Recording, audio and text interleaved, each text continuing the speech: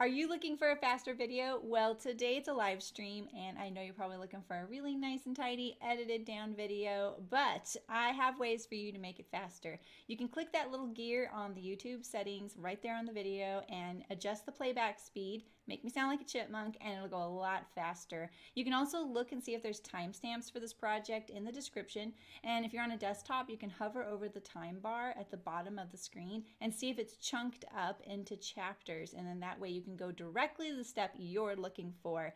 And lastly, you can also tap on the screen on the right hand side of the video picture or on the left hand side to make the video jump ahead, forward or backward if you're on a mobile device. And you can adjust that amount in your settings so you can have complete control over how much it jumps. So if you are on a desktop, you can use the fast forward or the rewind, and that will make it go faster as well. You can also enable subtitles, and the little CC on the screen will enable closed captioning. That way, if I am a little bit harder to understand with that double playback speed, the subtitles might help you out. All right, well, I know that it's not a nice little edited video, but if you sew with me, we'll get there together and it'll be lots of fun. And now for the live stream. Happy sewing!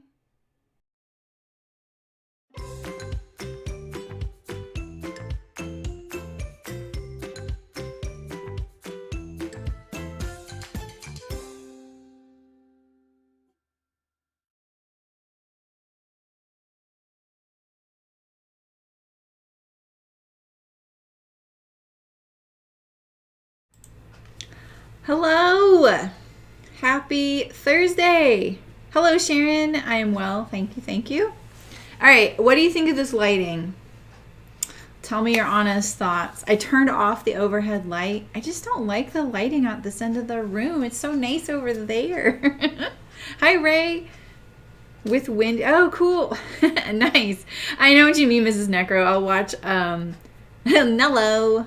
Hi, Anna. Yeah, I like live things too sometimes. It's just kind of nice to have. I feel like you're not all by yourself, you know? So so tell me what you think of this lighting. Be honest. I know. Does it seem kind of dark? What do you guys think? Because I can just put the light on and that's easy to do.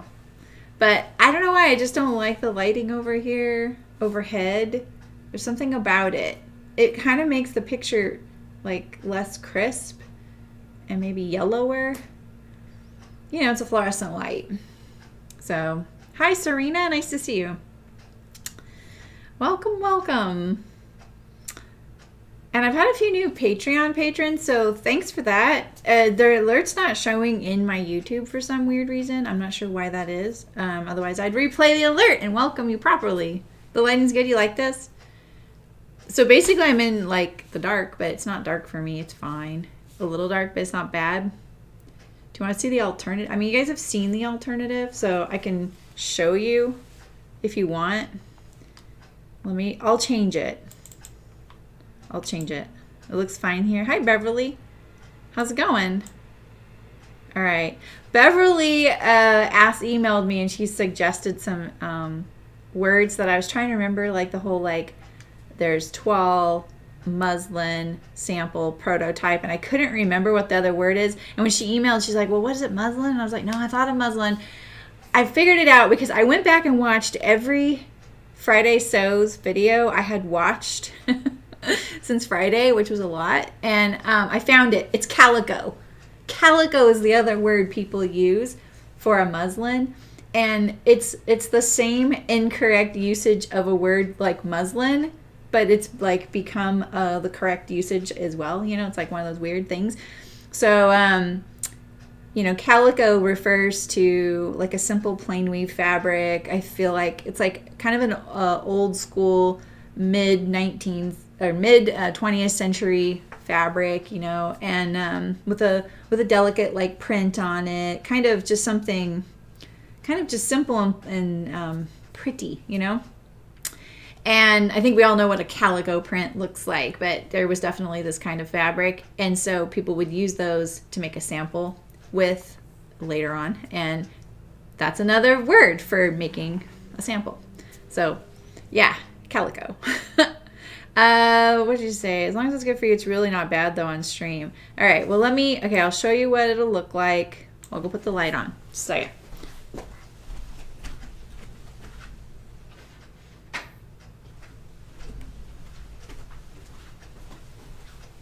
that's kind of the difference. That is kind of better, huh? It's not natural light, but it's kind of better, huh? You say calico in the UK. Yeah, she had, I think, an English or maybe Australian accent. I couldn't tell. Yeah, calico. I think that's a really cute word for it. Why is there a black bar? Wait, why is that jiggling? Why is there a black bar on the right-hand side of the screen? Do you see that? Like right here along this. I can't use my finger in a straight line because it's not. Oh my god. Anyway, all right, let's do this.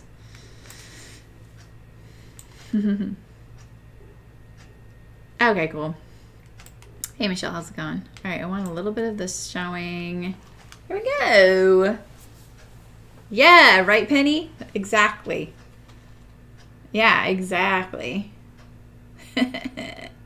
It does. It sounds like late 19th century. Yeah, I think that would be probably more appropriate.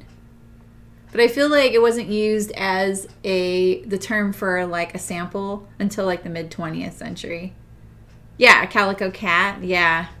Hi, Deborah. You know, when I was a kid, I never really liked the look of a calico cat, but now I'm like, they're really rare. When I was a kid, they were everywhere, but now I never see a calico cat. Yeah, exactly, Allison. Yeah, but I think I just like that word, you know. There, where I went to high school, kind of nearby, like an hour away, there was this ghost town called Calico Ghost Town, and it would be like the thing like when you were in elementary school or maybe middle school, like that would be the annual trip for fun, you know. So, and it was more like a tourist destination version of a ghost town, and so, but it was called Calico, which was kind of cute. You know, there's a more authentic ghost town called Bodie near to me now. And my mom, when she got remarried to my dad right now, who I have right as my dad, he is very, and always has been very interested in California history. And his parents, I think, are Mexican by birth, but actually I don't know, they could have come here when they were children. I can't remember. And my dad grew up in LA, so really close to the very first McDonald's. So my dad really liked California historical things, so we'd go look at Sutter Mill or, you know, ghost towns and stuff like that. So had kind of been, yeah, the spotty cats, exactly. Yeah, so your muslin, Sharon, is called like calico. Yeah, it doesn't have a print or anything. Yeah, I don't know what that black bar is. It's not on my encoder, but it is on YouTube. Yeah, Barstow, exactly. They have peacocks there. They didn't have peacocks when I was a kid. All right, what are we doing today? I think you're kind of gonna like this because of the knit thing. So they're usually female. They're really funny looking too sometimes. Sometimes that patchwork, I feel like if there was a cat that was a quilt, it'd be a calico cat. They're very patchy. All right. Oh, and, Ray, I know you're going to appreciate this. On the Ollie news, which is this stray cat my daughter's been trying to adopt, and things are going so well. He is now sleeping in the cottage most of the night. He still asks to go out a few times. But my cat, our cat, Haku, who we've had for like 12 years, he's been going out every day now. It's hard. It's like impossible to get him in. But when we can't, it's like we can't let him stay out. Like there's too many predators. In fact, while I was making my second cup of coffee this morning, there was a fox like 15 feet from the window, rolling around in the dirt. And Haku was out this side, and the fox was out this side. And the fox was super skittish, like looking around, rolling around in the dirt, you know, doing the whole like, oh, I gotta take a dust bath. But then looking around, you know, and then Cricket's like, we gotta scare it off. We gotta scare it off. And I was like, just leave it. It's so cute, you know, and it was very young. Its coat was very nice and didn't have any battle scars. And so I was like, all right, fine, go scare it off. Because we don't really want it to want to hang out here. And so she went out there and it scampered off, and Haku had no clue. But Haku and Ollie are kind of like orbiting around each other and kind of hanging out near each other and have no problem. And Haku has discovered where Ollie's food is on the porch, so they're getting along really well. So that's our Ollie update. He's an orange cat. He's really cute. Big guy too. Thin but big. Not skinny like underweight. He's just long and huge. So... You love doing the history stuff with parents? Yeah, I'm not sure I really liked. I mean, I was a good kid, you know, like I was pretty like, okay, you know, and it was cool, you know, like, oh yeah, that was pretty cool. Well, is it what I really wanted to do? Probably not. I'm really glad I did though. And I'm really glad because I saw parts of California I probably wouldn't have gone on my own. And I live now in a very historically rich part of California because of the gold mining and stuff. And other unsavory aspects of that. So it's kind of interesting, and there is this definite, like, I don't know how you call it, but just like, it flavors the area. In fact, this is one of the stories I tell. When we moved here from the coast, Northern California coast, redwoods, so picture redwoods. And when we moved here, Cricket was going into... 5th grade, I think. 5th grade? Yeah. And so, you know, in Humboldt, you go to like the fish hatchery or you study the salmon, you know, going up the stream, you know, like as like school projects and things like that. Those are the kind of local, geographically local types of activities you would do. Or, you know, the redwood canopy. There's some pretty famous scientists who study the redwood canopy. You know, there's also the tree sitting was a very big thing when we first moved there. So anyway, when we moved here, we were at the park one day, and it's bloody hot here, you guys. Like it was double the temperature from Humboldt, and these kids are panning for gold in the creek, and Cricket's like, and someone with us wanted to try it, and Cricket's like, no, you do it this way, and I'm like, when did you learn to do that? She goes, this is what we do here, Mom. We learned to pan for gold. And the way she said it was so hilarious because I was like, oh, yeah, I guess we're not on the coast anymore. It was such a funny thing. And it just made me really appreciate geographically, like, even though that was just a few hours away, how different we were, you know, like what area. You know what I'm trying to say. Anyway. Yes, oaks everywhere.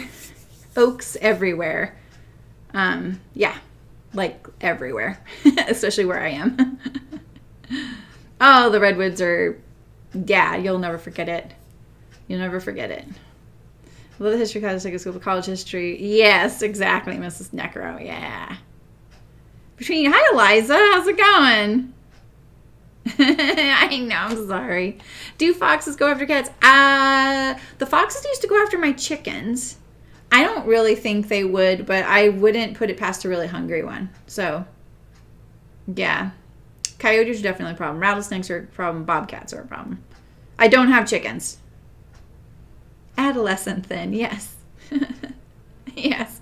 Okay. Sorry, I've said let's start this, you know. I'm recording. Let me interrupt myself one more time. I'm recording this video right now, and I feel like it has the potential to be like this huge when I don't want it to be this huge, because who wants to watch a video that big, you know? And it's all about how I go about picking out pattern or fabric. Like, what are the things I'm looking for? Why do I say no to this, or why do I say yes to this, you know? Actually, those two questions are something I should put in this video. And I feel I keep going off on a tangent before I even get to the first thing. And I looked at the time of the video and I'm like, Sarah, you can't do this. This is so clickbaity. You don't even mention the first thing you do until 6 minutes into the video. It's like, I gotta edit it. I gotta record it. So, all right. we are cutting out the Annie cardigan by SewSew Def Mag, or better known as Mimi G Style. You can buy this pattern on her website. I got it as a newsletter subscriber to Melanated Fabrics, and she is partnered with Brittany Jones for that. I have not been able to order Melanated Fabrics yet. I'm not a big animal print fabric person, but if you are, they have a really amazing selection of animal style prints. Nello, Nancy.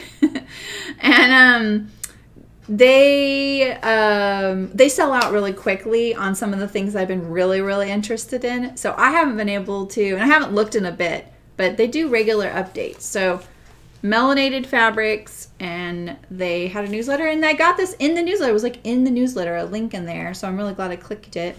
And I think it's a really cool cardigan. It looks beautiful on Mimi G. So this is a knit pattern. You're going to want to do knits. It has the really wide waistband, front bands, cuffs, pockets. I am going to shorten mine. I'm going to shorten mine. Even if I wasn't going to, I'd have to because of the amount of fabric I have. So I have this very bouncy, stretchy merino fleece. It's brushed on one side, and it's very, very soft. I got this from Needle Sharp, who doesn't, it's not her business to sell fabric, but she sells her leftovers. All right, so here's what I want to tell you, because I think this is going to be the interesting thing for you guys. The stretch grain on this pattern is across the body. Makes sense, right? That's really important. My fabric stretches lengthwise. So right here, you're looking at the selvage right here. So this is the length grain of my fabric. I'm going to be cutting these on the cross grain so that I get that stretch going across the body. So I've refolded my fabric so that I would not forget this, because this is something, especially talking on the camera and everything, I would probably cut one key pattern piece out the wrong way, and then I would be bummed. Hi, Adina. And you are absolutely correct. Everything looks good on Mimi G. Yeah. I don't think I'm going to do timestamps, Ray. I don't think I'm going to do timestamps on the cutting video. So, but I appreciate those reminders. I really have to try. I should just do it just to get into the practice, because I really want to start being proactive about timestamps. I have this like weird little rash, and I don't know what it's from. Welcome to living at my house. So, all right, let's talk a little bit about this pattern, and then we're going to get going to cut. The cutting's going to take like a minute. So let's talk a little bit about the pattern. It is very long. If you see it on Mimi G, maybe I should try and pull up a picture for you guys so you can kind of have a point of reference of what this really looks like. Because I think here it just looks like a varsity, like sweatshirt, the way I have it. Mimi G. Wait, let's do SewSew Def.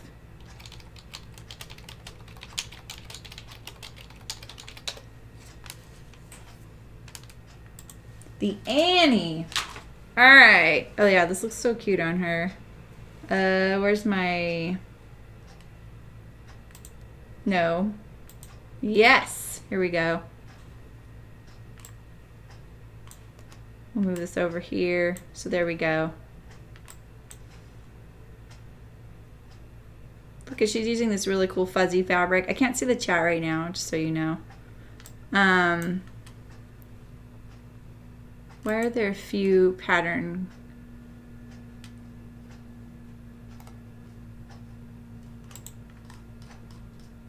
Very cool. Very nice. Look how wide that band is at the bottom. The neckband looks shaped on here, and it's not. It's cut straight. But the knit is going to help that. Is there another version? So yeah, you can see.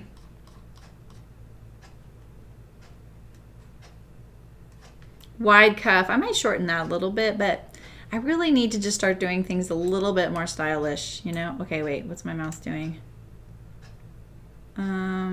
Yeah, so that's pretty much it. Oh, here's a back view. All right. We good? Oops, whoops. This is how I do this.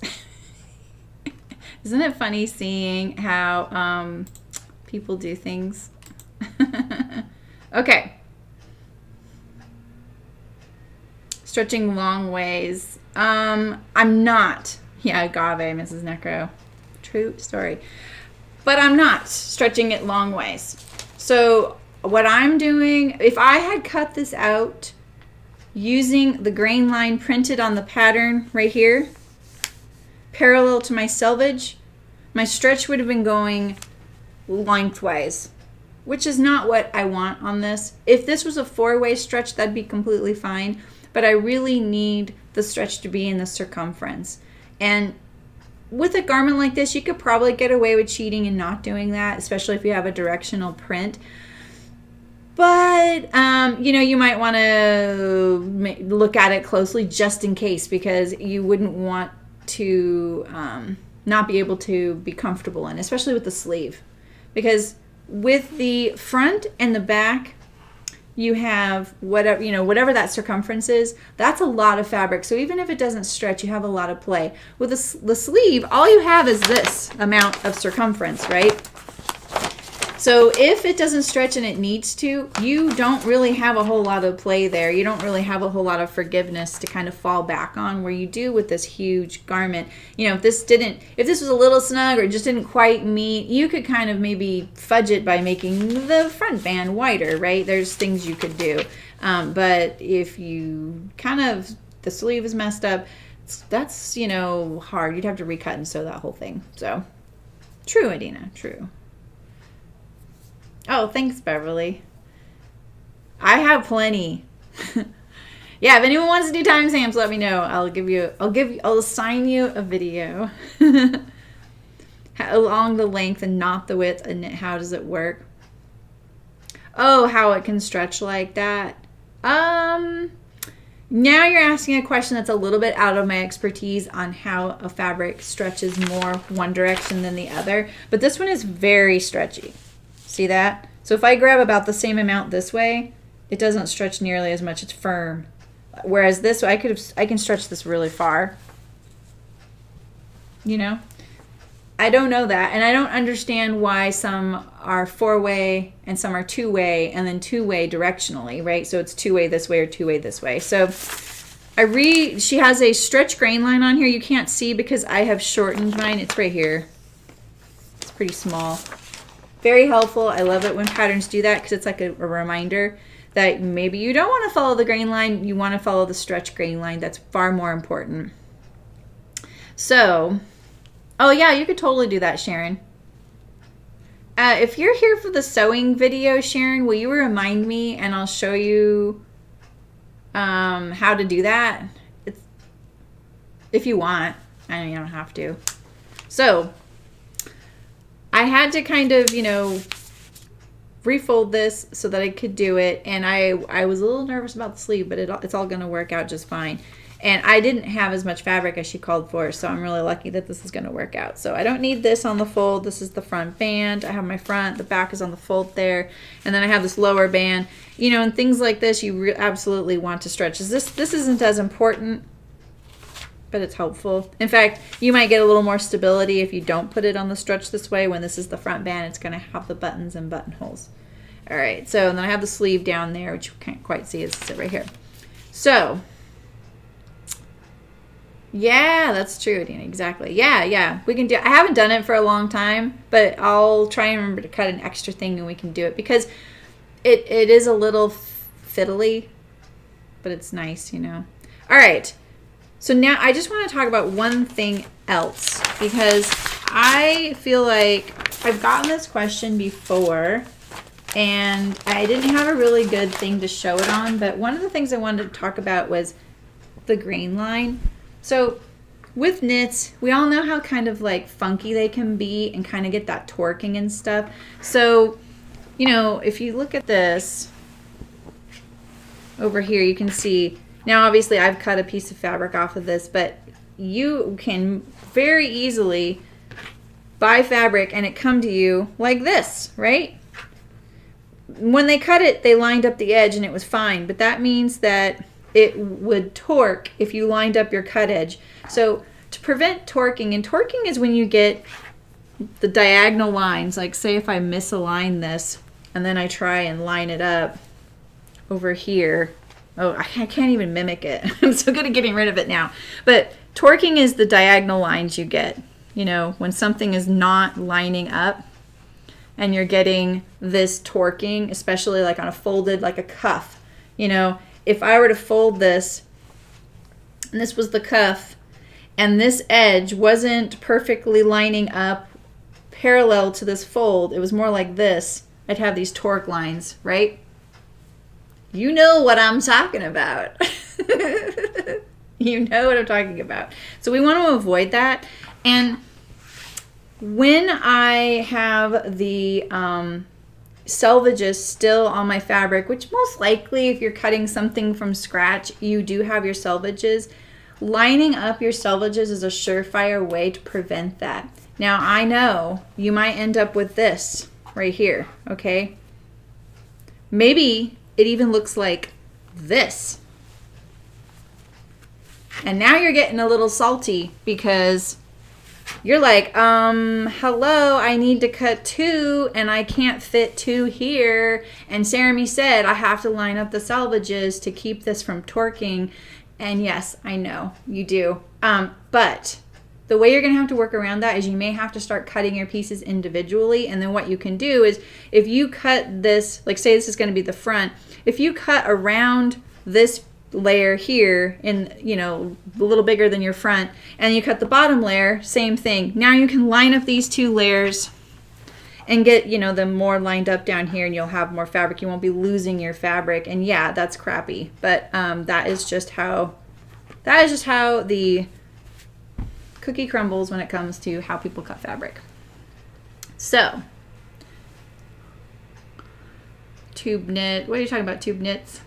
Yeah, 1x1 ribs come in tubes sometimes. You can cut it apart, yeah. Yeah, because like for the knitters out there who've seen a sock knitting machine, that's how they do that.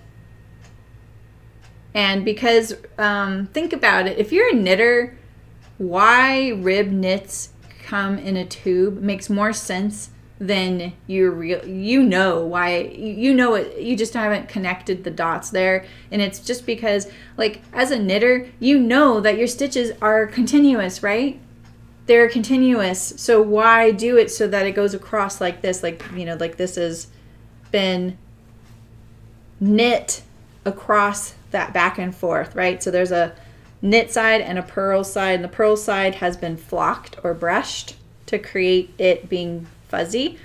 This, before it was fuzzy, was French terry. So French terry always becomes fleece. French terry is pre being brushed, and then fleece is post being brushed. It doesn't come like this. It doesn't come fuzzy like this. So it's like they took sandpaper to the back of this. Okay, so it's so much more stable to deal with the fabric if it's knitted, to keep it just in that continuous tube. And then sometimes you'll even buy fabrics like this on a large scale, like not you and me, but in the industry, and they will cut it apart. And so it's called it's something slit. So, and they warn you. So, yeah, right, Nancy? It is. It's kind of hard to keep them on grain, but you can see the grain line of your fabric, and you can trust that. And I'm serious, the selvage doesn't lie, so just try and rely on that. Don't cut like pieces so that you lose sight of your selvage. Try and wait as long as possible so that you can kind of see your selvage, and it'll help you out there, you know, or even just pin a line parallel if you have to cut something off and you have to like have a chunk of fabric in the middle with no selvages at all, you know. So give yourself a little bit of a hint by putting some pins or something in there. So this is one thing that you really want. And so even if it feels like you're off grain, if you line up your fabric here, so I've lined mine up on the fold there, and I can tell like this fold here, look, there's no torquing when I get near this fold, so I know I have it on grain. And if I didn't, you know, if I had this one lined up and I had it lined up like this and the other one lined up this way, I'd start seeing the torquing. So you have to make sure, see if I'm getting it? I'm getting it really slightly right there. You can see it a tiny bit. So you want to make sure that you're getting it parallel.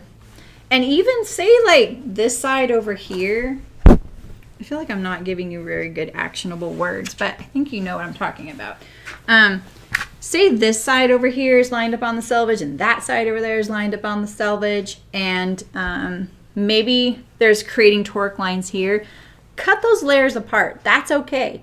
We're not using that as the fold, maybe, or if we are, we need to fix it. And I am actually, I will be, because I've got this on the cross grain. But if you were doing this fabric so that you're not cutting it on the cross grain like I am, then you're probably not using that fold if you've folded your fabric back on itself like this. So I am going perpendicular to my selvage edge for my grain line. So, and look at this, is mine doesn't line up right here, see? All right. Yeah, they used to only sell rib knit in a tube. Like when I was learning to sew, that's the only way I could buy it, was in a tube. It was so soft too. All right, so let's just look at my pattern pieces one more time and make sure. Do I have room for my 2 front bands alongside this if I lay this out the way I have it set right now? I think I have plenty though. Yeah, so 1, 2, and then I will have room there. All right. Because the last thing I like doing is cutting in the middle of my fabric, like here on the fold, without making sure I have everything. This is kind of awkward. I'm going to turn it over. I'm going to turn it around. Whoop.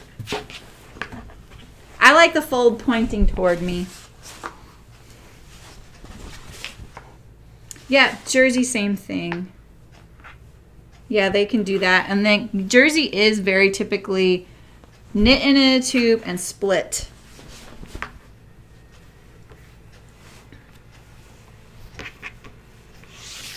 It's just more stable. I mean, think about jersey. Think about every t-shirt you've bought from Target or wherever, and 2 days after wearing it, there's a tiny little hole right here. You know, jerseys run just like knit stockings, you know, or tights or whatever. All those things. Jersey, like 1x1 rib doesn't necessarily run. And it's because because you're going knit, purl, and that's where the term 2x1 rib, 1x1 rib comes in, because it's 2 knit, 1 purl, 2 knit, 1 purl. That's what 2x1 rib would be. And you would see that on like the chunkier ribs. It's got more texture, whereas like a 1x1 rib or baby rib, I've seen that term being used now. That's more like a more modern rib. It's a 1x1 rib, so it's 1 knit, 1 purl, and it looks very smooth.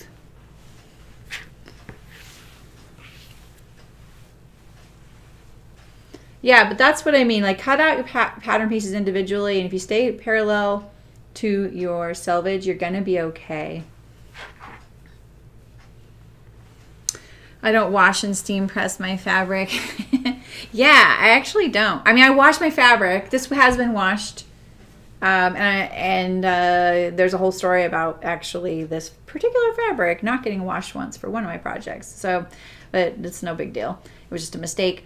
I don't, Adina, especially on things like a linen shirt, like, I don't really have a whole lot of examples, but sometimes I do, if I need it to cut accurately, like say if it's linen and it's got a wrinkle in it, I don't want to cut out my pattern piece over a wrinkle, because then you get that little like jagged line. And you guys know I'm a little cavalier, so I get those and I do that. And I am just kind of cavalier in general. I'm not too worried about things. But the reason I don't a lot of times, yes, my shirt is very short. I don't want to hear about it. That's why I zoomed in. Is because when you iron the fabric, this is my own personal thing. This is not a right or wrong thing. This is my own preference, okay? And to be fair, I actually really love ironing, but also I don't really want to always do it, right? So one of my strategies to decrease the amount of ironing I do on the things that I want to wear every day, because my wardrobe is a little more high maintenance than someone who's wearing t-shirts and jeans all the time. And so sometimes I just don't have the time, right? So I don't really want to, I feel weird ironing a shirt that I'm going to wear on a Saturday. So sometimes I just don't want to have to iron it. And what I do is when I cut and sew something, I don't iron the fabric. I don't iron the heck out of it because I kind of want it to be as relaxed as possible when I cut and sew it out. And I feel like if I iron the heck out of the fabric and get it nice and smooth and beautiful and then cut it out, and then when I go to wash it, it kind of, it doesn't shrink up, but it wrinkles up, even if it's just like getting a little bit lofty, you know, like kind of, you know, just kind of micro crinkles. Is that a word? And so what happens is then if I don't iron the heck out of it like I did when I cut and sewed it, it's going to be too small or it's just going to feel a little like clingy. And so what I really like to do is I'll gently iron it or steam it or whatever, you know, and and I do that right before I cut it out with you guys. And then all I really focus on when I pull it off my hanger in my closet is the hems. So I have a really bad example over there I could show you, but so I don't want that to sway because I actually brought a shirt here today just for wearing in videos. Don't ask. And so what I like is the fabric to be as relaxed as possible when I cut and sew it. That way, that's how it comes out of the dryer, and then I don't have to iron it as much. You know what I mean? And so it also won't get a little smaller. This is very famous on that one tea house dress I made in plaid, and I got that really cool plaid, like viscose from Blackbird Fabrics, like a couple of years ago, or maybe a little less. What I noticed with that fabric was it crinkles up, not like seersucker, but it was almost like the entire fabric was, you know, like a billion seersuckers. And so it looked really cool unwashed. I mean, not unwashed, straight out of the dryer. But I knew that that really changed. And so this is what I did. I'm trying to remember what I did. Sorry. So what I did was I washed the fabric, and then I drew a Sharpie square on the fabric on 2 pieces. I washed the 2 pieces, and then I measured that square on one, and then I ironed the other one and measured the square, and it was this massive percentage. It was like 10 by 15% that the fabric changed when I ironed it. And so I was like, huh, all right. So I'm going to have to iron the heck out of this dress so it fits me every time if I iron the heck out of the fabric when I cut it out. So I didn't iron the heck out of the fabric when I cut it out. I left it scrunched up. And so now what I do is I only iron the skirt of that dress so that it is more drapey and flowy because the fabric is flatter and not kind of crinkly. And it doesn't look wrinkled. I don't even know if I have a picture of that fabric or a sample of that fabric. Let's see. Let's see.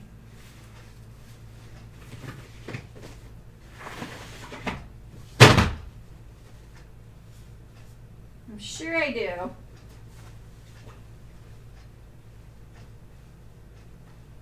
Maybe not, maybe not.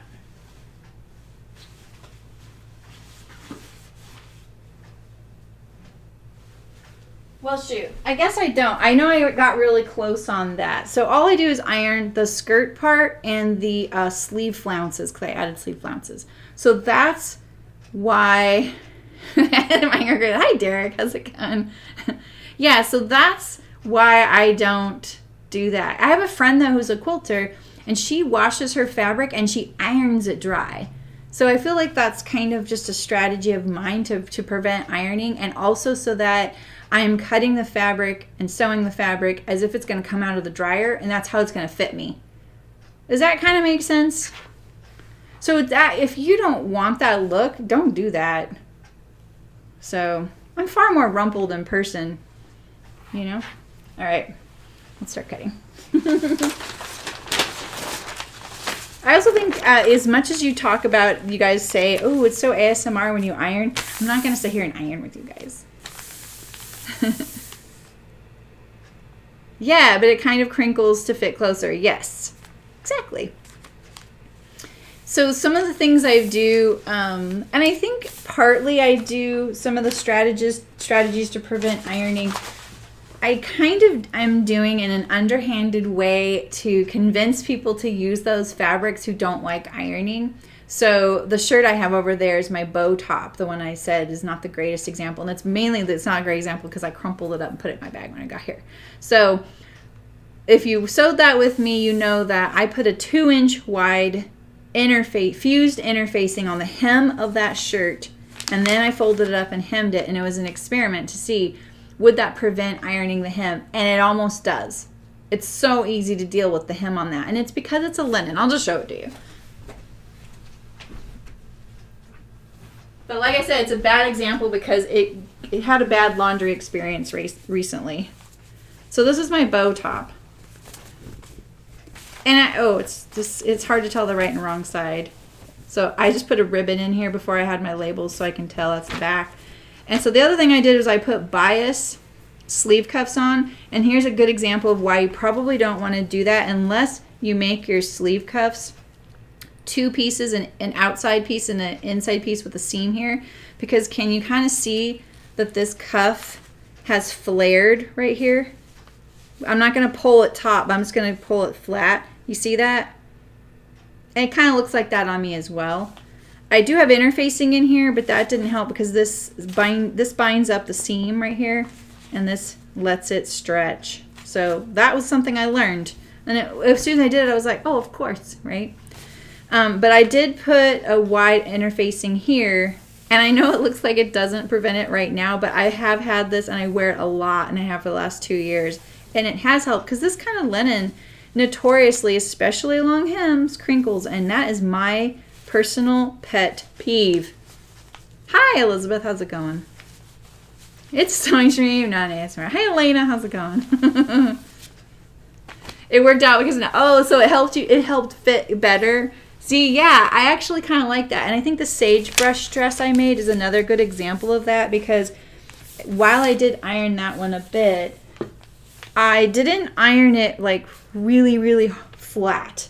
And it's because I was thinking about that. I was like, oh man, this dress already has so much detail. Like I added all the pleated ruffles. I added gathers at the waist and at the skirt. I added the pleated ruffle along the hem. I added so much that I was like, oh, I'm going to have to maintain this when I wear it. And I do have to maintain it when I wear it. So, but I didn't iron the fabric super flat everywhere else because I was like, all right, now all I have to figure out or focus on is ironing those pleated ruffles because they're like this short and I want them to be flat and some of them rumple up. So, hi, Malin, how's it going? Oh, I know that fabric. That fabric, you've seen that fabric around, right? It's so great.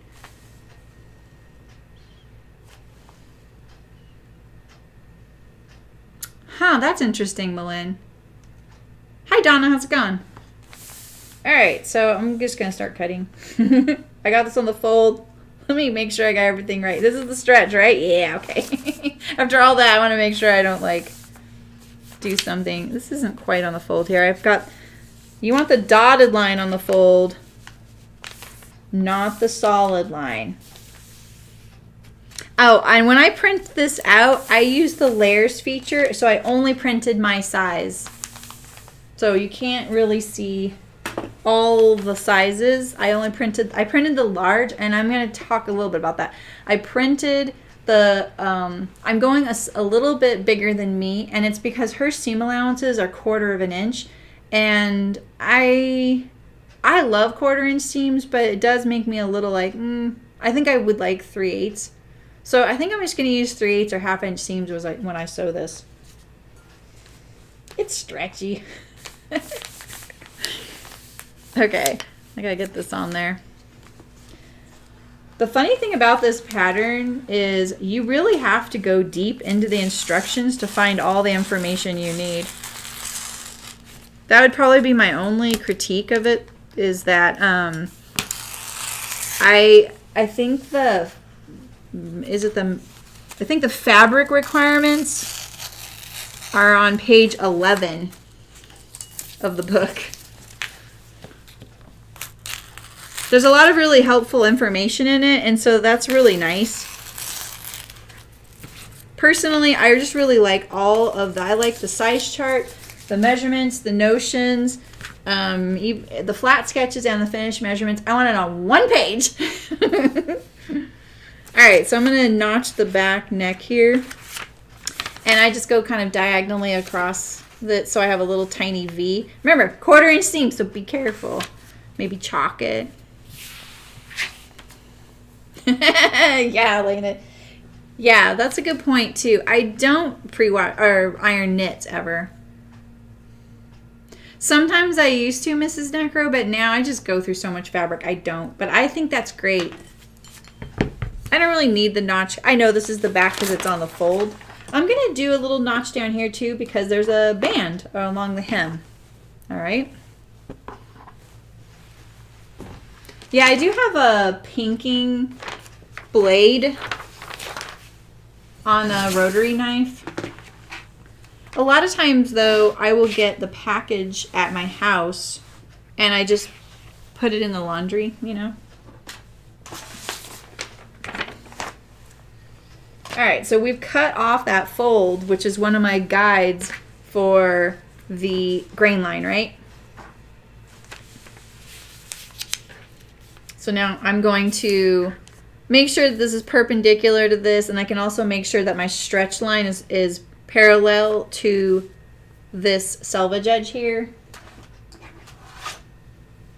Or maybe even these lines here, since these are going to be parallel. And this is just the bounding box of the pattern, right? Let's do a nice even 10. Like that. All right.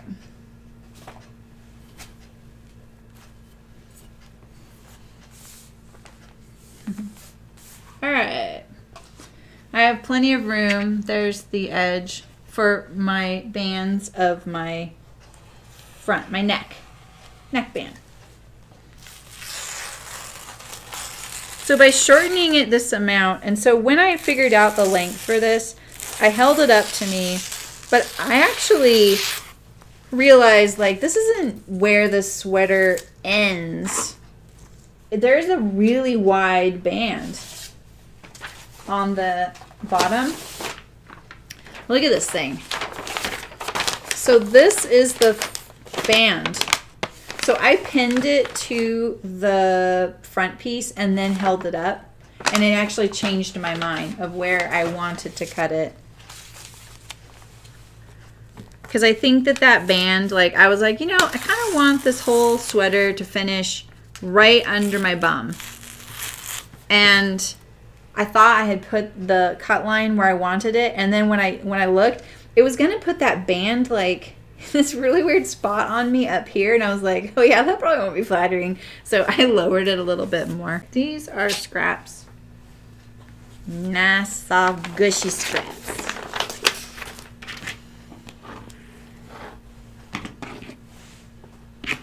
Oh yeah, that's actually a really good point, Ray. It is a really helpful, because when I have seen that, I'm like, oh, thank goodness you did this.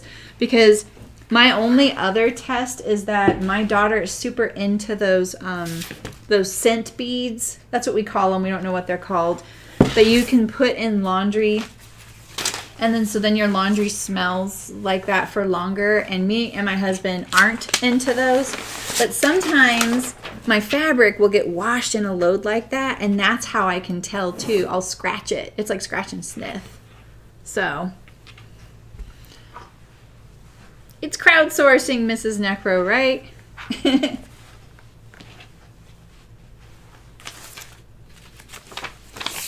This is a really long piece. So let's get more of this on here. So what we have left right now is the waistband, the neckband and the sleeves. I also have the cuffs and the pocket, but I have another piece of fabric for those. In college, I always tell this funny story. They say to go like this. And I was like, wow, that just solved everything with knits. Because I had sewn a lot by then. And I had sewn a lot of knits for my age. And for the time before there was surgery, like I had a surgery. And that was always the hardest thing, right? Getting your fabric to lay flat and it didn't feel like it was like going one way or the other. And I was like, that's the secret. I'm going to tell you right now, you'll be doing this for hours. Because then you're like, oh, I got to do that. And then I got to do that. And then I got to go back here. And I go, so don't do that. Just focus on what you're doing. This is the way I look at it. If it's relaxed, you're not forcing it to do anything. This is how it's going to be on my body. Right? Logic. It's okay to use non-sewing brain for logic, okay? I give you permission.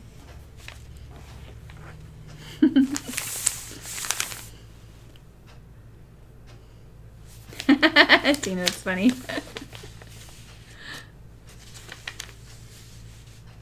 He cannot walk fast. That's so funny. He's like, oh, shoot. How do you think I feel? Like, my family is like, do I knock on the door? Do I come in? People like here, they're just like, they just walk in. We're going to have a little chat about that soon. All right. So I don't know if you can even see, but there is a bounding box on the PDF pattern. I'm going for this dotted line because that's my size. So I'm just going to very carefully cut this piece of paper off here. Just want to make sure.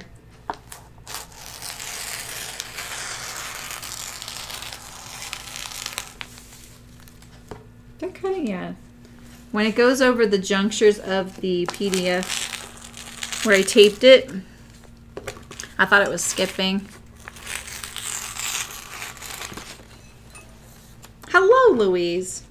Can I lock my door? I could. They would just knock.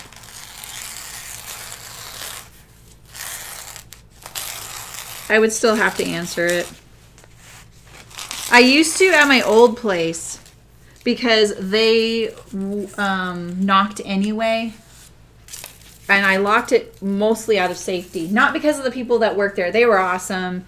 All the guys there were just so great. In fact, the time that I had this one creepy thing happen that a lot of you know about, where this guy walked in, asked how to get a hold of the people next door. And I was like, you just keep walking. It's just like the next door. And he pretended like he didn't know what I meant. I'm like, it's right around the corner. Like, just keep going up that ramp. And so I stepped on the platform of the landing of my office, and I was like right there. And he pulled my wallet out of my basket right then. And so in front of me and everything. And it took me a few minutes. When I went back to sit down, he left. He got on his bike and left. I was like, that just felt weird. Something about that felt funny. And I went to my basket and I was like, wow, he took my wallet. And I was so mad at myself for letting that happen that I went after him like a crazy person. And I'll tell you why. Because my first drawings my daughter did of me and my husband were in my wallet. I know, keep copies, but it's not the same. So I liked having those. And I'm still sad to this day that he took that. And all those guys, when I texted my landlord and said that, the guys came back from the field, like, because they were landscaping, and they combed the neighborhood. They found him and everything, but he still eluded them. So they were awesome. That's what I'm going to do, Michelle. Exactly, Adina. I know. Well, they're not here very much, but they've been here longer than me. A lot longer. So yeah, yesterday. Wait, the day before yesterday. Wait, today's Thursday? Yeah, Tuesday. The husband of the tenant knocked and came in. He was like, oh, I just want to make sure I'm not locking you in here when I lock up. And I was like, No, and the lock's on the inside of the door, so even if you do, I can get out. He was like, okay. Like, I feel like they're curious and they want to see what I'm doing, you know? And I also feel like people will think, they assume that I'm not doing real work.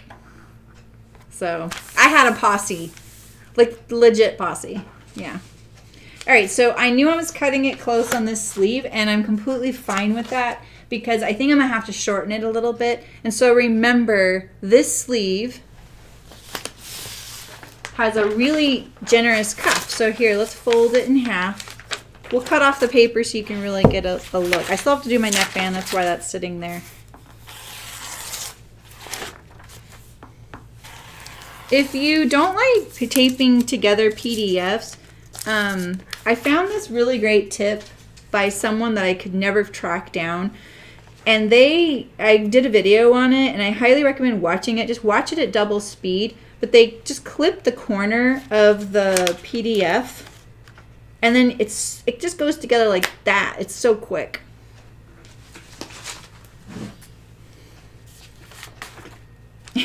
Right, Nancy? I know, Allison. It was a big old yikes. It really unsettled me. You guys, I was a crazy person when that happened. You guys know this because first of all, I was like, how could I let that happen? How did I let that happen?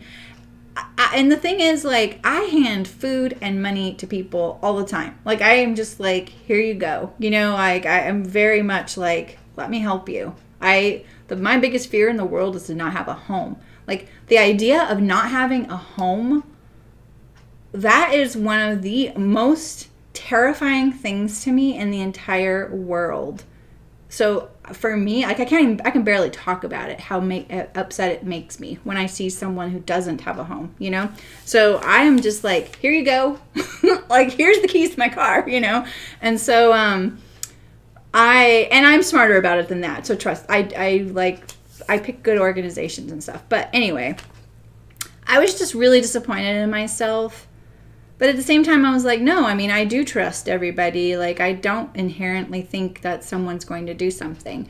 And then I went after him. And then there's these people that hang out under the bridge by that office. So my office was on a most of the year dry creek bed. And then certain times of the year, it was like an overflow for the main river in town. And so there was an underpass right there, and there was all these people that hung out there, and there was like a little bike mechanic station there and everything, and they were harmless. It was fine. And I'm over there, and there's a guy there, and I'm like, did you just take my wallet? Like, he was like, no, I didn't. I was like, someone just walked in my office and took my wallet. He started looking for the person. It was pretty funny. I was a little cuckoo for Cocoa Puffs at that moment. So it was kind of crazy. And then, you know, I had to do the whole thing of getting my driver's license, all my cards, but I never got my pictures back. And I loved that wallet. Whew. I loved that wallet. I had it for a long time. All right, I'm tired of talking about the story. I don't like talking about those kinds of things. I don't like it because I feel like it's attention seeking and, you know. Oh, I was going to show you this cup. So the paper is very thick right there because I tape very generously. So look at this cuff. So if you're cutting it short on fabric, look at how wide this cuff is. This is pretty wide. Remember, it only has a 1/4 inch seam allowance. So if I hold this up to me, let's just notch this now. I'll only notch the front and the shoulder. It's interesting. Okay. And I'm going to do the center of the sleeve for the cuff, because that'll help me when I go to put it on. I'm loving how sharp my blade is. It's the little things. All right, so here's the sleeve. So look at how long it already is on me. It doesn't look like this is much of a drop shoulder. So let's just, we'll just pin it on here. It wasn't Minimalist Machinist. Everyone recommends her, but it wasn't her. And she actually she folds her corners, exactly. She used to cut and then she folds. She's really awesome though. She does all kinds of really cool stuff, especially in the projector of patterns. So look at how long this would be on me. So I have some room. Yeah, I don't like all the extra paper on the edges, and I will say, like, on this particular pattern, there is a really big margin of paper beyond the bounding box, and so you might want to trim a little bit of that off because it can cover up some of the pattern markings. See, like, look, this is the perimeter of the bounding box, and this was the page right here. So there's like 5/8, 3/4 of an inch of paper past the perimeter. It's a lot. Your top to make some plaid kind of like Archer, but I kind of want a collar stand. You can just leave the collar off. Same exact pattern. You don't have to do the collar, just the collar stand.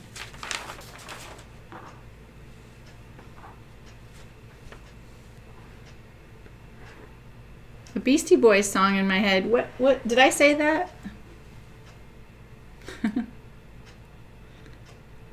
Okay. Wondering what Ray's apologizing to Michelle for. Oh, what did you say, Ray? That's Beastie Boys. Yes, stars. Yeah, exactly. Okay. We got our sleeve. All I need are these smaller pieces. So I have a lot of fabric here. I could actually get my sleeve cuff in here. That's kind of cool.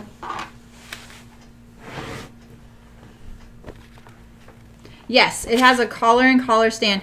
The video I have where I have the how-to video for sewing a collar and collar stand. I'm using the Archer.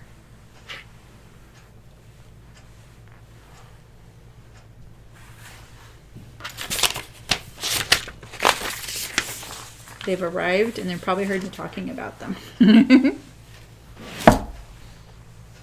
You know the other funny thing? I don't want them to hear me, but you know the funny thing that they when I met one of them, they asked me how many YouTube subscribers I have. I've never, ever been asked that by anybody. Isn't that interesting?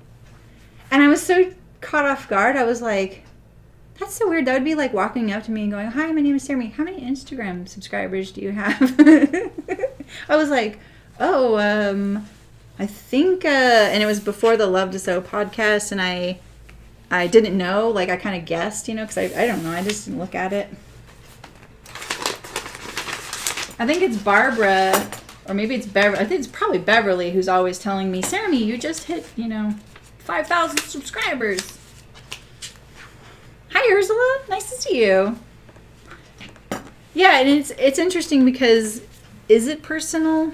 I don't know. It did definitely made me think. I was like, why did that just catch me off guard? Like, what was it? Did it make me feel uncomfortable? Did it make me feel like, why was I caught off guard? What is it about that number that would bug me? Did it bug me? I really thought about it. And I talked to my husband about it later, and I don't think he really quite got what it was that was bugging me. I want these narrow pattern weights. She's older than me, Elena. So that wasn't it. Yeah. It wasn't you, Barbara. Hi, Barbara. How's it going? Yeah, and I actually thought about it because I think when you get kind of in the world of YouTube, you start realizing that your subscriber amount isn't, how do I put this? They call it a vanity metric. And so I feel like it means more to people who are subscribing than it does to me as the content creator, because it doesn't affect my YouTube algorithm I know, right? Louise is always good about pointing it out too. Yeah, right, Adina? I think that's what it is. And that is a very interesting thing because it doesn't actually measure that. Because if you start getting into this, like if any of you are interested, if there's anyone here interested in like making videos on YouTube or doing sewing, it's this really the algorithm likes views. So if the YouTube starts seeing all these people watching your how to make a tailored sleeve placket video, they like that.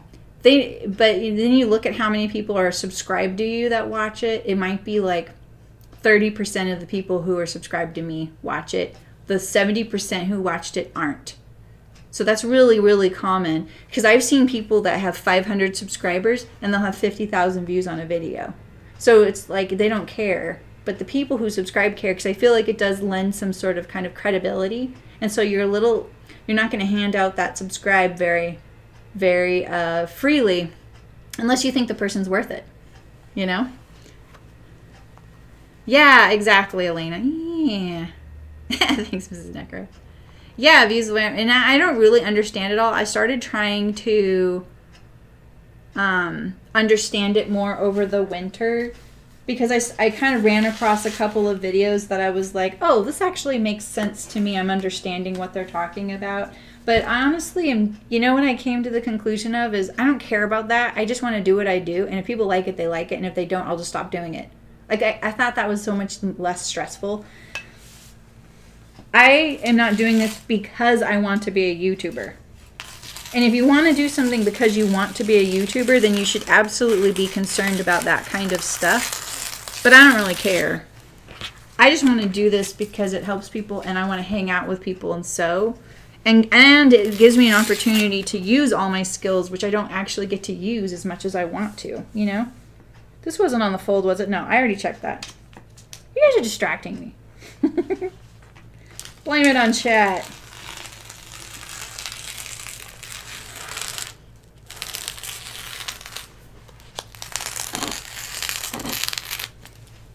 That's sharp blade when you're cutting squishy, thick knits is so helpful because, look at that. It's like flush. Very nice indeed. All right, so there's no, there's a shoulder point. Okay, that's very subtle right here, but there is a shoulder point notch right here. So we'll cut that. I appreciate that. Honestly, this is such a long distance. Really, you'd probably serve yourself really well right now while you're standing at your cutting table, folding this piece in half, match up the seam line to that shoulder point right there. Give yourself a halfway point, clip it, and do it to the same on your front. So basically, I'll do it right now. Why not, right? I'm just going to do it at the machine anyway. So let's give myself a little halfway point right here. Because these long, stretchy things can get kind of out of control. They have a mind of their own,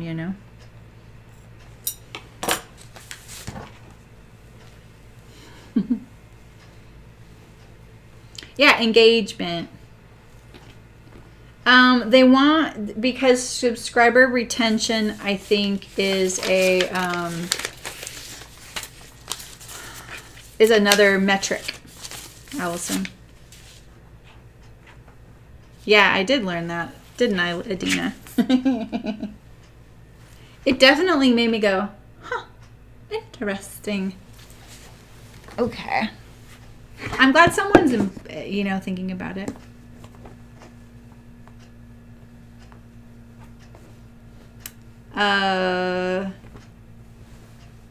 Wait a second. I want to read Michelle's thing. Wait, I just got to find my front. This is my front, right? Yeah, so let's do that. One of the differences you notice between SoCal and where you live are the cliques. Cliques meaning like the groups of people cliques and the importance of popularity. Yeah. If you're saying where I live is very cliquish, then you are absolutely right. It's a very interesting area. There's people that have been here for a really long time, multiple generations. and it's a agriculturally rich area. Like you'll even run across people who have 100-year leases on water. And the click thing is pretty important here. I'm not in any of those clicks. Okay, that's my front. So I just matched up. You just do the raw edges on this because you have seam allowance here and here, and you're good. That's going to help us later. All right, we just need our sleeve cuff and our pocket. If you're doing it.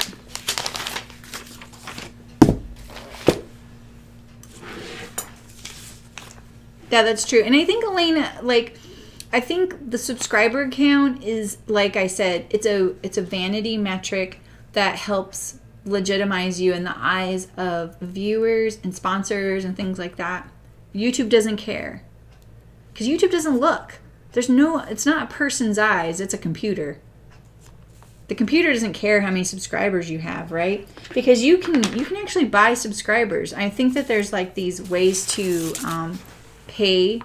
Like you see Instagram people do that. Yeah, exactly, Nancy. They're getting rid of the dislike button. You guys heard about that? Hey, Kristen, how's it going? Kristen, my middle name is Kirsten. You just swap the I and the R. Be the same. It is super cozy fabric. It's a merino fleece. So soft. It's so soft I got it twice. So I got it in my needle sharp box for the Nina Lee South Bank sweater. And I thought I had pre-washed it with everything else. And then I sewed it together. Wait, I cut it out and I went, oh, I haven't washed this yet. So I stopped and I washed the rest of the fabric, and I cut and sewed the sleeves out of washed fabric and the bands, but the front and the back out of unwashed. It's a very ancient video for my channel, on my channel, where I sew this, and it's edited. It's like put together. Fit me that day, and then after that it didn't fit me. So I gave it to my daughter, and it fit her perfectly.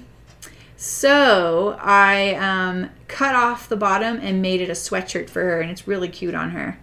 So I love the fabric. I was so sad that I went and bought the fabric again from Needle Sharp. So they are getting rid of the dislike. I'm not really sure what they're doing because I don't really care either. Oh, of course I've heard of, LA Finch. Yeah, fabrics. Not Finch fabrics, but LA Finch. Yeah, I have. Yeah. Well, you know what, Beverly? The thing with that, apparently, because I thought the same thing. I was like, good, get rid of it, because I see, like, I've been watching some of these Friday Sews pattern of videos. This is such an awkward thing right here, right? Wait. This is how this would go, right? Because I'm doing the stretch, I'm doing it with the stretch grain parallel to my selvage. But I also have this piece here, So anyway, I guess, Beverly, that I thought the same thing. Kyle was like, get rid of the dislike button. I've actually seen a few of these Friday Sews. They're really sweet videos. And there's like 3 dislikes. I'm like, why did you dislike this woman's video? Like, who cares? You know? Like, what? That doesn't do anything to the YouTube algorithm. The only thing it's important with is scams. And I guess there's something to do with being able to point out that video could be a scam by the number of dislikes on it, because the YouTube community comes together and does that. I didn't know that until I was reading all the I was like, oh, so do I need to be concerned about this? Like, do I want a dislike button or not? They're going to change it, I think, to something else. Yeah, Mrs. Necro, I totally agree. I like the smaller channels. I like the engagement. I'm a regular in a few Twitch streams, and a couple of them have gotten so big that there's not really the engagement with the streamer anymore, and I don't really feel like, I'm not mad about that at all. I don't really feel like they deserve, I think that's awesome for them, you know? But I also know, so I don't spend as much time in there, because I can't say, hey, why did you do that? Or, you know, what are you doing that for? All right, so my center line happens to be on this, which is great. I'm going to notch the middle. So now, if you were to put a thumb hole in this. You have to do it. You have to do it in the side seam here. You can do it in the middle, but let me tell you, if you do your thumb hole in the middle, because here, let's talk about the thumb hole. Well, let's do it on this. I had to draft these patterns a lot when I worked at Hind, which is like a fitness apparel company, if you have never heard of them. All right. Just because I can, yeah, I think that's it. I don't get it. I see it on Andrea's, and I'm like, why? She does great content, you know? Because you don't like the format? Well, don't watch. Go somewhere else. Yeah, exactly, Louise. I haven't been able to buy from them yet. Do you recommend it? I will totally check it out. I would love to, because they do the dead stock thing. Because then it's like real like garment industry fabric. That's pretty cool, Mrs. Necro.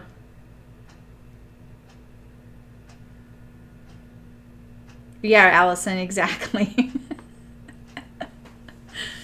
They didn't watch their own video, I don't think.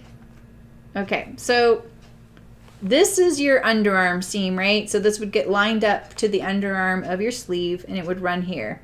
But your thumb is over here, all right? So the drawback with these is, and they do this in the in production, is that they move this seam right here. Because just to put a hole here for your thumb, and it would be like right here, right? Not at the fold, be right here. It's so much work. It's just not worth it. You just got to look past the fact that the seam is right here. And so you would kind of notch like here and here through all these 4 layers. And then you're going to sew that. Let's see, I have to remember. Wait, how do you do this? No. You do it. How do you do this again? Maybe actually what you do is you cut this away, hem it. Yeah, I think that's what you do.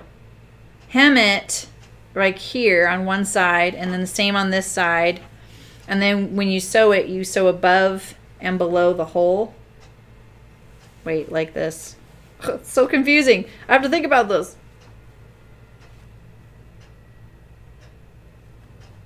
About this. I can't remember how to do this. I think my brain is talking me out of it. Because you have like, it's like 4 holes. Let's try it. And the thing is, like, you don't just do 2 holes and then line them up, because you will not sew those holes in the exact same spot. And what will happen, I'm trying to give you an example here. Let's see here. So there's one hole here.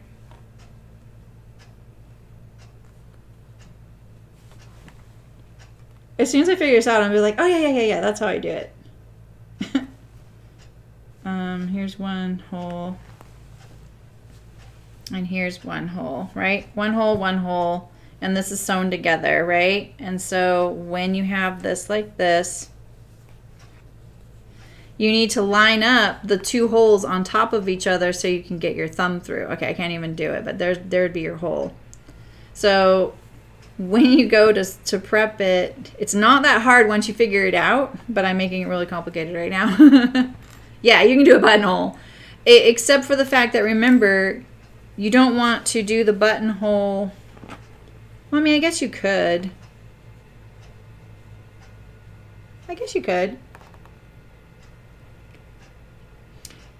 You could do a big buttonhole if you want. They just don't do that. It's not stable enough. Start following after I saw someone make something from their fabric. I thought it was interesting. Yeah, exactly. Yeah, that's true, Louise. Allison, I was looking for a lasagna recipe last year, and it started off so good, and then it just ended. Like, literally just ended in the middle of him making the sauce, and there was nothing, no follow-up. It had so many views, it kept getting recommended, and all the comments were like, where's the rest of it? Yeah. Oh, Kiana. Wow. That's kind of the most smart aleck comment I have ever gotten in my chat. But thanks. That kind of caught me off guard. Wow, okay. Yeah, we're making this today, and there's no thumb holes. And I was just thinking about it on the fly, and I've actually used to do that professionally. I just can't remember right now because I'm thinking about it in a few different ways, and I'm trying to think of the best way and the easiest way so I can help you guys out.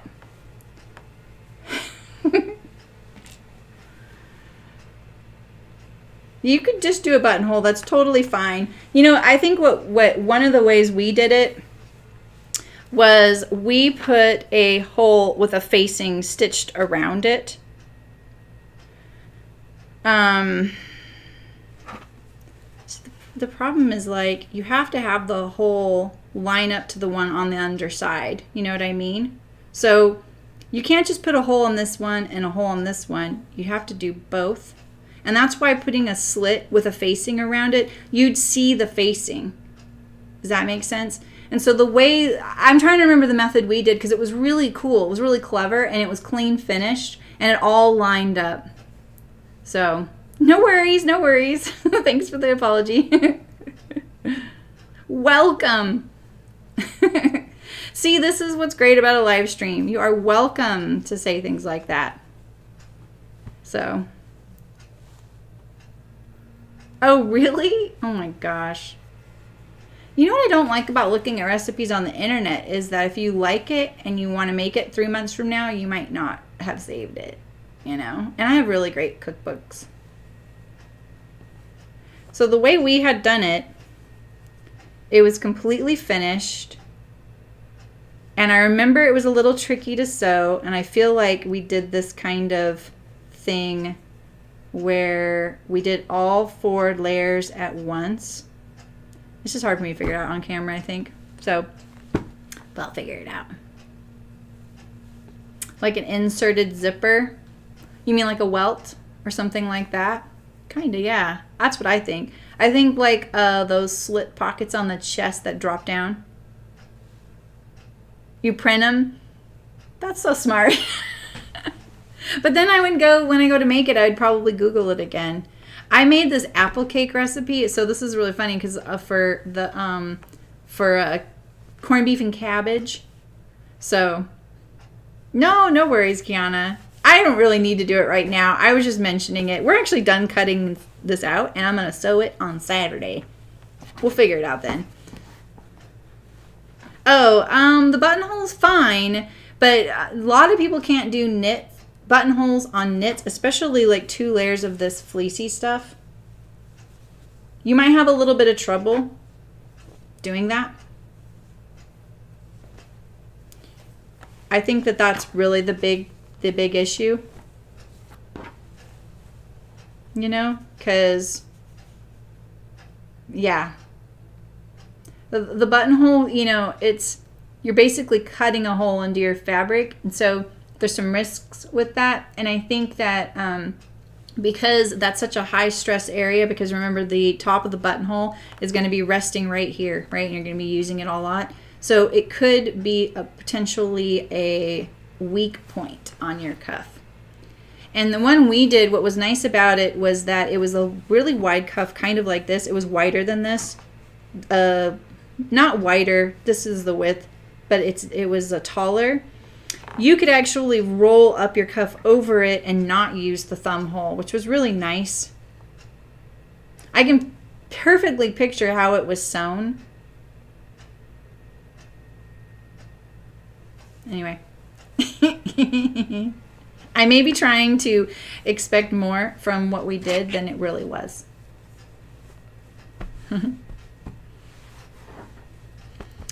Wonder how you keep the fabric from tearing more. I'm assuming you turn it to the inside out and stitch how you do the slit on the side. Oh, for the thumb hole? I would bar tack it. I think that would be a really good way to do that. See, Elena? Yeah, exactly. Yeah, it was more stable, exactly, Ray. I think a buttonhole's a way to do it, though. I think also making a facing would be good, but see, the thing is, you're really making me want to figure this out. Yeah, right, Nancy? I know. I think that's what I'm suffering from right now. It gets all muddled together with other techniques I've done. So I feel like what we did was we sewed above, because I remember sewing samples of this. Sew above, sew the around the opening. I know what it was. You sew above this, so maybe you notch right here where your thumb hole is, right? And your thumb hole's right here, right? You sew above, you sew between, you sew below. Then you put it all right sides together. You sew around the hole together. It's very awkward. You sew around the hole together, around it with your right sides together, and then so now your cuff's really bound up over here, and then you turn it right side out and sew it on. That's how you do it. Yeah, what I find to be, when you want to do a thumb hole, you want it to be small enough that you're not going to get cold using it too.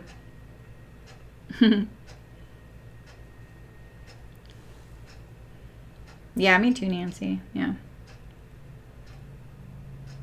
The opposite side of the seam. You just want to use the seam, Adina, because it's there. That's all. I'm just reading chat. Sorry. All right, so we're ready to go. We're going to sew this on a Saturday, pretty much completely on the serger. I'm not sure I'm going to do the pockets because they might be a little awkward where I shortened this to. So I'm not sure I'm going to do them, but I cut them out, right? Did I cut them out? Wait, did I cut them out? I don't think I did. I don't think I cut these out yet. All right. So this is my stretch, and I was thinking about this. I was like, maybe I want to turn my pocket not on the stretch, but then my garment wouldn't stretch there. It would be more stable. I think either way you're going to be fine. There's going to be some issues with doing it either way. Interestingly, the pocket is in green. You probably can't see that. Yeah, exactly, Ray. You remembered that too. Yeah, like the way I originally was going to show you guys, I was like, this is the way, but I don't think that would work. And then I realized you have to put it right sides together so that the hole is all one hole.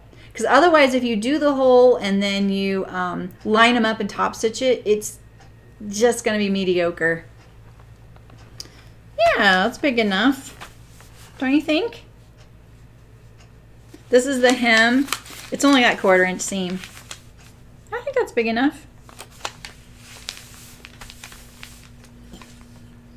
I mean, will it fit a bag of black licorice, my phone, and my glasses? Yes. That's all we're really worried about, Adina. Come on.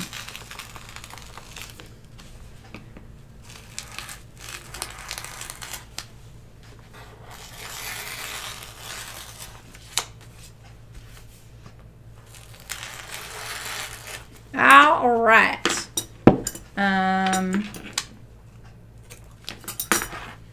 I'll probably use my single needle machine on maybe putting the pocket on and maybe even hemming it. And then there's some top stitch on here. I probably will not top stitch the band like this. I'll probably top stitch it with the seam pointing up. Same with the neckband. It's interesting because, can you even see this? The top stitching on the sleeve is on the sleeve, not the cuff. But on the neckband and the hemband, the top stitching is on the bands. I'm going to put it on the body. I'm just going to tell you that right now. Why do you love me? What? Oh, that's a good idea, Dina. Interface it. But I love it when it's kind of gushy and soft and slouchy. Oh, the Gilbert top. Isn't that a Helen's closet or yeah. Yes, and it's kind of cropped, and it also has like a tie right here if you want. Oh, that because of like I got a email from Licorice International yesterday, and I was like, dang it, stop. I'm really in the mood. And now I have 1.5 pounds of 3 different licorices in my cart right now. And I exited out yesterday. And I know if I go back, it'll still be there in my cart. But, oh, it's just so good, you know? And there were 2 that I was going to try. Oh, we have 2 pairs. That's right. Nancy does have 2 pairs of Morgans. I made the Morgans. Who's making those? If you need help, I have those. I actually love that pattern, Louise. I raised the waistline quite a bit. And, well, that's a good one. That's good, Adina. I have some stretch knit, I think. I have a little bit. Now you're hungry. It's by licorice. That's not... I mean, licorice is kind of like food. There was one that was with caramel. And at first I was like, what? And then I was like, well, you know what? I really love when certain black licorices have a strong molasses flavor. So, sounds pretty good. The Morgans, though, I really like those. In fact, I should start wearing those because they're really spring. I made them in like a lightweight canvas, like a Japanese cotton canvas, those kind of, and it'd be perfect. So there is this brand, Mrs. Necro, that says they are the first to do that on their website, and it comes in a little jar, like a tub, and it comes in all these different flavors. But the chocolate one says first ones to do chocolate. And interestingly, that was on the American. So they grouped their black licorice by country. I never even look at the American stuff because Good and Plenty is the first one. And I'm sorry. No. I did, Louise. I sewed them on stream. They're kind of a loud fabric. It's like a black and red. That kind of crazy print that I got from Hearts Fabric. So... yeah, so I looked at the American stuff and I was like, oh, interesting. There was these Wallaby bags of licorice. That's misleading. If I bought that, I would think it's Australian, and then it wouldn't be. Shame on them. Yeah, I felt the fly was actually pretty straightforward to sew on that too, Nancy, for the Morgans. That mine turned out really great, Louise. Like, I was like, oh, okay. I've maybe done 3 button flies ever. It's been a really long time since I'd sewn one, and it went really, really well. So that was pretty good. And Louise, we're going to be doing the Dawn jeans at the end of the month. Rigid style jeans by Megan Nielsen, and they are button fly as well. So good luck with your Morgans. Those will be great.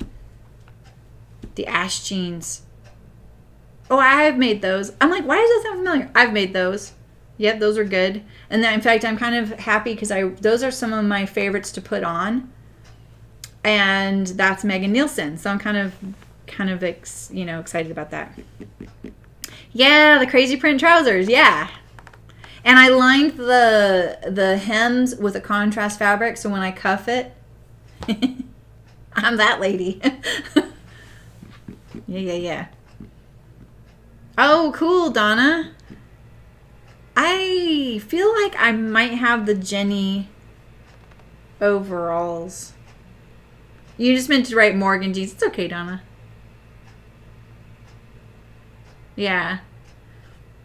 The Morgan is closet core, right? Yeah. Oh, no. I have the Fiona. I always think this is the Jenny overalls, but I have the Fiona. This is one thing I've never made. And then here's the Morgans.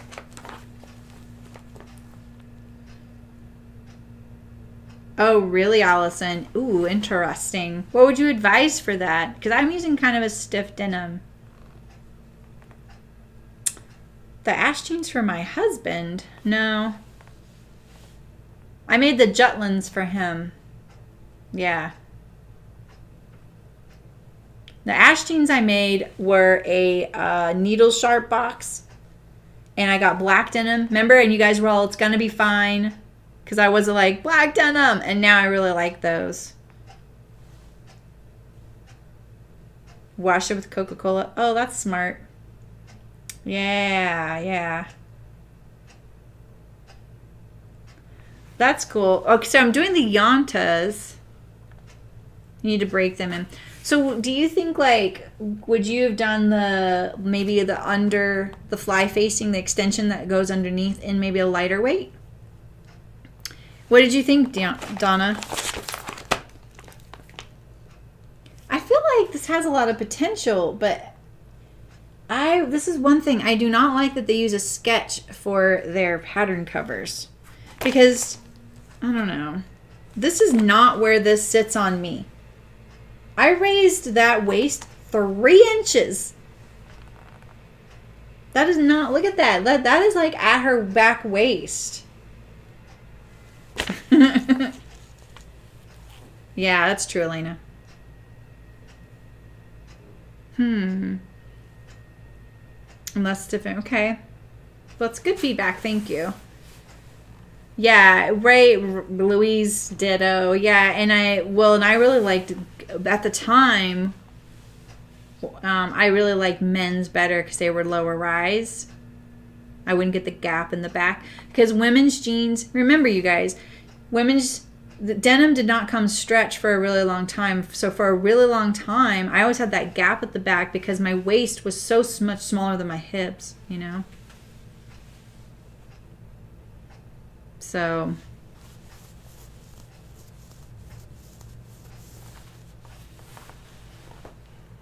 wait, what?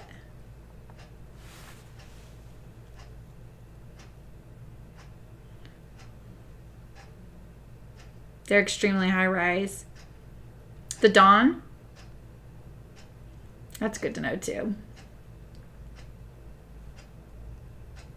Okay. Yeah, I was just telling that story of my Audrey jean jacket.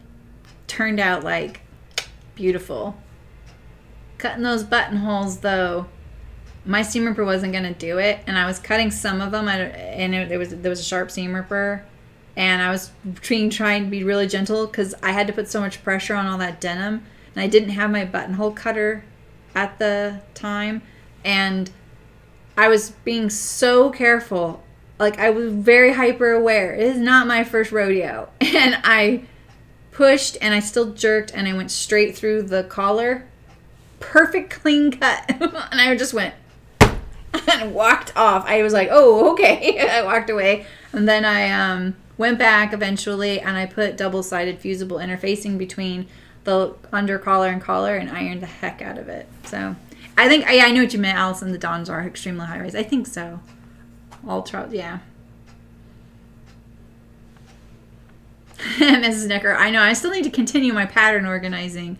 So many jeans patterns. But so the Dawn will be, what, my 7th pair of jeans I've sewn on stream? Hi, Denise. I know, Denise. Please. They told me. They told me last time when they learned that they sent me, someone in chat, they all scared the heck out of me. I know. I don't eat that much. It's that potassium chloride. Do I have a favorite jeans pattern? You want to this is like asking if I like pineapple on pizza, Florentine. Come on. Yeah, see, Denise? They try and scare me off of it all the time. Yeah, because I bought this. Okay, so here's my story about that is when I got my licorice order, they always send you a free sample. So for the whole month, that's the same sample. And they tell you, hey, this month, this is going to be our sample. And I was like, whatever. And I got this chalk style. I like Dutch style of black licorice. And so I got these chalks. They look like chalkboard chalk. And I was like, oh my God, I love that stuff. And so I got it, and then I ordered it. Like, their whole free sample thing worked on me. And so I got, I'm not going to get the little tiny, bag, because that's not much. So I got the bigger bag, and it was this huge bag, and I was like, oh, I didn't know it was gonna be like that. Like, there's nothing for scale in the picture, and the pounds didn't make any sense to me because a quarter pound of candy is like tiny, right? And so I sent a picture on Instagram, and I am kind of embarrassed that it didn't take me too long to eat that, but still. Yeah.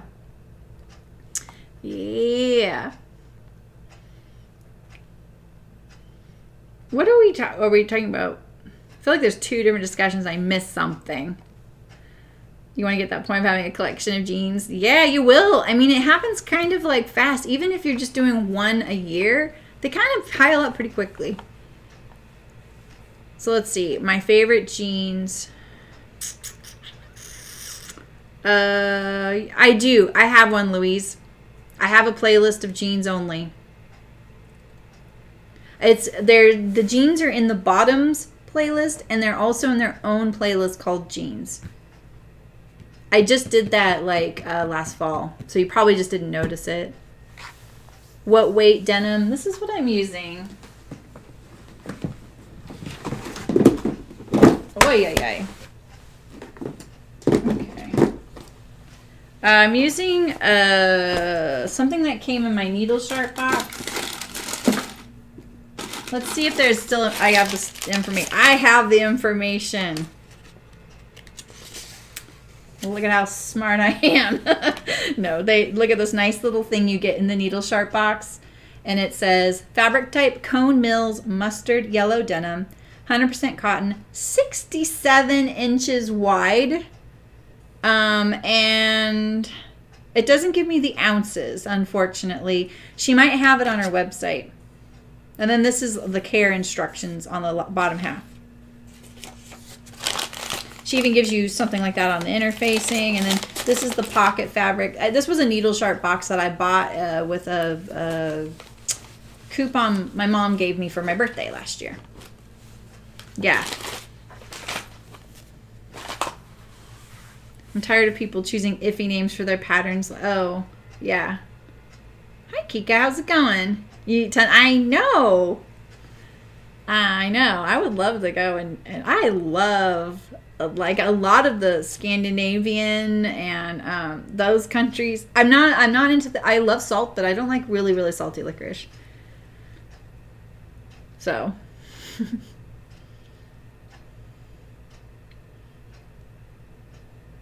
You buy 10 ounce. I think that's a good weight. So with denim, you want to look at what time of year you plan on wearing them. If I'm missing something, let me know. I feel like I'm missing. You guys are really chatty, and I love it. So this is interesting. I will say, when I wash this, can you see how wrinkly it is? It's a little, the camera's having trouble with the color. Look at me. The color's better right here. But look at how wrinkly it is. Can you see that? I'll show it at an angle. What the heck? I don't want to wash or iron my jeans. But here's the deal. This, I can't tell, but I don't think it's dyed this color. So this was woven this color. So there was a mustard thread and a white thread. And you can even see it here. Look at that. And on the selvage, you'd see the mustard thread. You know? Right? Licorice travel. When I was in Australia, I looked for licorice, and I only found it one time when I was in Sydney, and I was at this little tiny mini market, downtown mini market in the housing area. So it wasn't like a full-blown grocery store, but it was where all the locals probably shopped because they lived in a city urban area. And so at the cash register, there was these long sticks of black licorice, not a stick like a stick, but and not a rope, but a thick rope. Like in licorice terms, it's a rope, but it was thick, and it was in a cellophane, so it looked very homemade. And I bought it, and I got so hooked on it. By the time I finished it, I was in New Zealand, and I couldn't get any more. So, got into the Trader Joe's strawberry licorice. I like red vines. occasionally. Oh, you're talking about patterns you're waiting to come in your size. Ah, yeah. So the Dawn jeans, I don't know if you're looking for a curvy size. If you're looking for a smaller size, I'm not sure. But this does have a curve pattern version in PDF only. Yes, and this is non-stretch.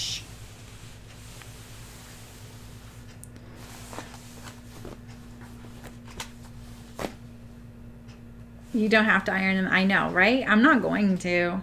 It does look more like linen. This is what I'm talking about. Do I just cut this out like this so that way, this is how I expect to wear my jeans. Because if I iron them, that I might gain like 1.5 inches in circumference. You got it from Blackbird. She could have gotten it from the same supplier that Blackbird does. My camera hates this. We don't have the fanciest cameras around here, though, do we? You're looking for non-stretch, Barbara, for jeans? This will only be my second non-stretch pair of jeans. The others were the Morgans. You need a curvy, bigger size. So the Ames jeans... I don't know how the Dawn curve goes. And someone was saying that they thought that there were some issues with the curve pattern. I do not know that. So just watch for it. The Curvy Sewing Collective website might have some recommendations. So let's see. The Ames jeans, which is cashmerette. I've made those. In fact, those are the ones I put the green cats on the butt. It doesn't say what weight it is, but I would say it's about a 10 ounce.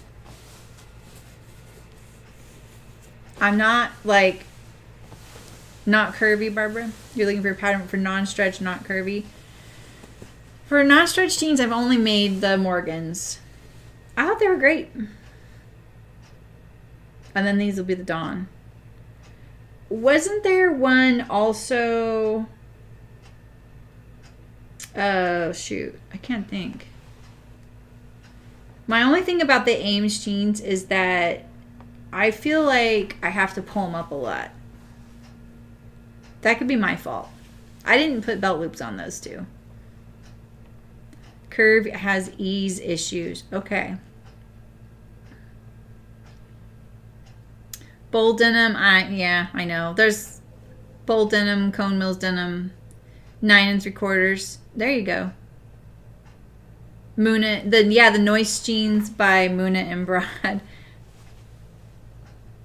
Yeah. I thought Muna and Brad had those look really good, Elena.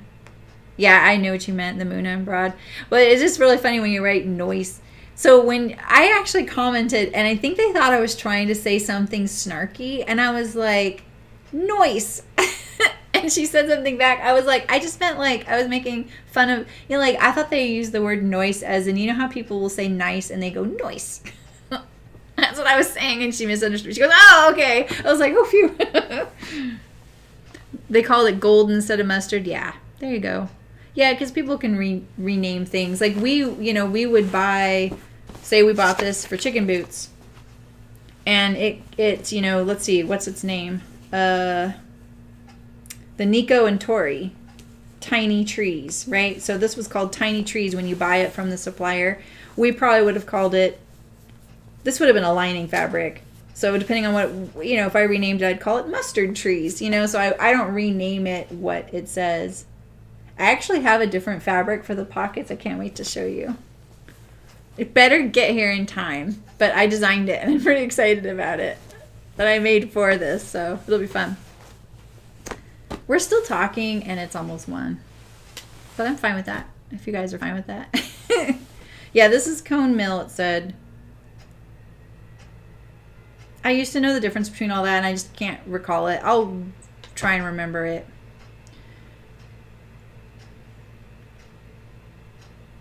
No, that's not boring at all, Adina. I would, too. I absolutely would, too. Even if I didn't like the pattern originally, once I get it to where I want it, that's what I would use. And that's why when Florentine said, what's your favorite jean pattern? I will say I have more ginger jeans.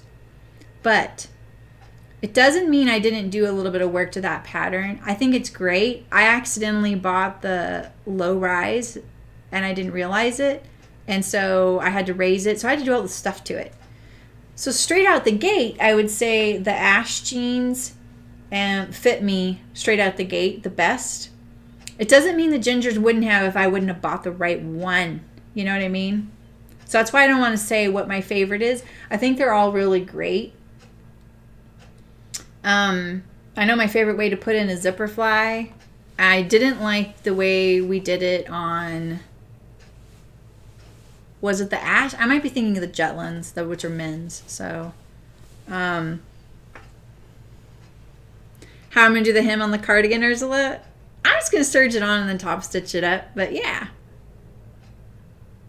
Yeah, exactly. It is difficult with knits. And I don't have a ballpoint needle. Because I just discovered my needles, they're not ballpoint. Yeah. Just make them over and over again. Kind of. Exactly. I have to do the same thing. The fit's the worst. The sewing is not that bad with pants. With jeans. This looks terrible on camera. Let's see. Does this purple finally show up? Not really.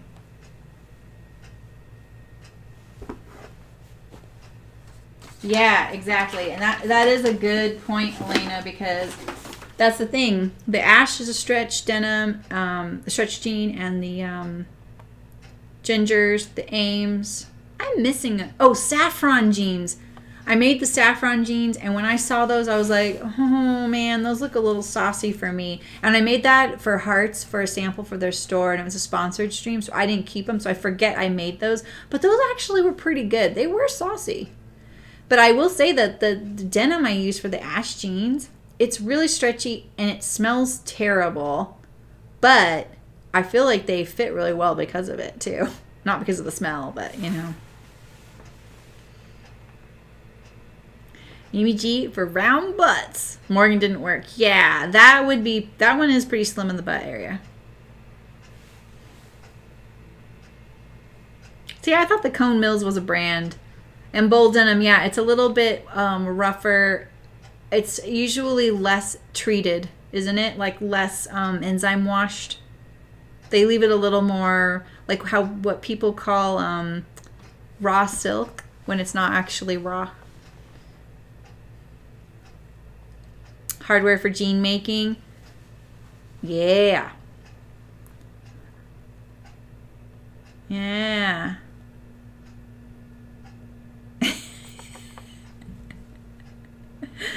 Now we know what the dark truth is. You have the butts too. We have butts.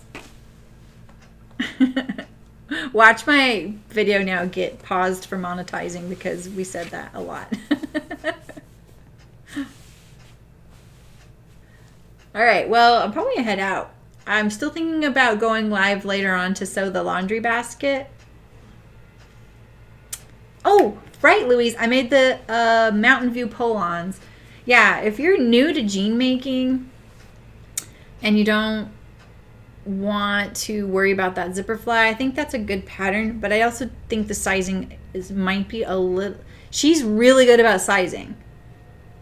She actually launches her patterns in a pretty good array. But I'm not sure how that one is for Kirby. So...